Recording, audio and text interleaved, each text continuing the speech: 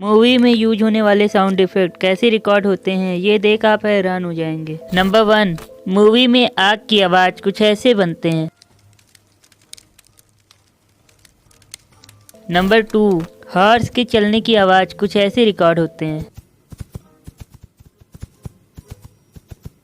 Number 3, तेज बारिश की आवाज पन्नी से कुछ ऐसे बनाते हैं।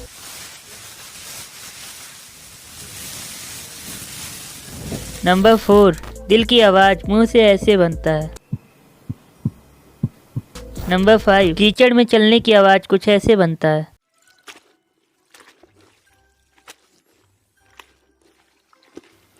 नंबर 6, एक बिल्ली जब पेड़ में स्क्रैच करती है तो उसकी आवाज कुछ ऐसे बनता है।